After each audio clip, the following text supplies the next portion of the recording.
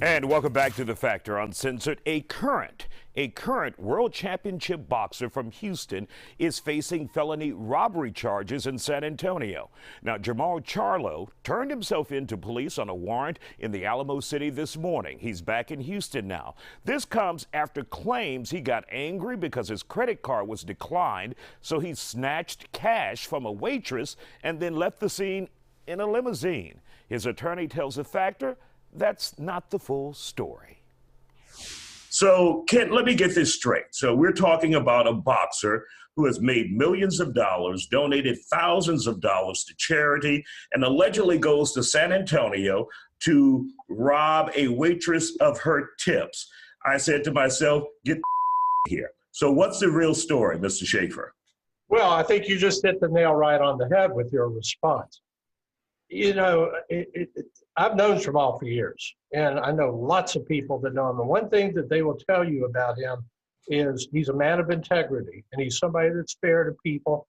He's one of the most decent guys that I know.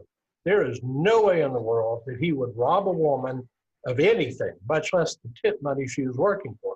What happened that night was when they got ready to leave the club, Jermall's assistant handed Jermall's credit card to the waitress. So she goes and she runs it 3 times and it kept getting declined. Nobody knew that. But then she comes back to the table and reports it. So Jermall's assistant comes over and says, hey, you need to check to see if you have a fraud alert.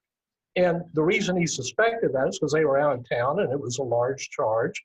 So Jermall gets his phone out, he looks down at his phone, he says, oh yeah, I got one right here. And so he clicks on the fraud alert and it says, if you authorize this charge, press yes. So he pressed yes. He gets a text back from Chase Bank immediately saying, tell the establishment to rerun the card and we will approve the charge. So he tells his assistant, he tells the waitress. 10 minutes later, she comes back and she's crying. And she goes, I can't find the card anywhere. So the assistant is dealing with her in the hallway. Jermall knows none of this. He's sitting at the table. They're over in the hallway and the assistant's going, hey, this is no joke. This is the only credit card this man has with him in San Antonio. You need to go find it. And she goes, well, maybe I gave it to another table accidentally. So she goes around, checks with other tables, and she comes back and tells Steve, the assistant, it's not there. Nobody has it.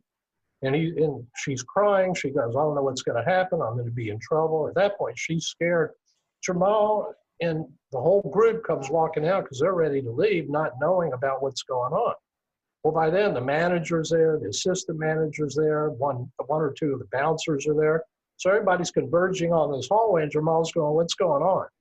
And they tell him that they lost his card. And he became upset. He didn't hit anybody. He didn't touch anybody. He didn't scream at anybody. He just kept telling them, you got to find that card. You can't tell me, you can't find it here. It's somewhere here. You need to go look. And they're going, we've already looked. We can't find it. He goes, well, that card didn't walk away. At that point, he's scared that they're going to start running stuff up on that card because there's no way you could lose a credit card that quick. I mean, that's her job is to take the card, walk to the machine, put it in the machine, pull it out, give it back to the customer, except she never did that. So as far as he's concerned, something's going to happen and they're going to start charging things to my account. So he starts dealing with the manager. At that point, he looks over and she has a folder that, they bring you the bill in and you put your credit card in. Yes. And they had also got his driver's license from his assistant and he sees his license sticking out. So he reaches over, takes the license out and says, I'm taking this before you lose this too. At that point, the waitress becomes more upset. The manager is telling him, hey, we got to get another form of payment. He's going, well, I don't have any cards with me. That's the only one I've got. We'll have to make this right with you in the morning. I'll get the money and we'll bring it in. At that point, he and the bouncer from the club, 1 or 2 of his guys start out the door. Everybody else is coming down the hallway.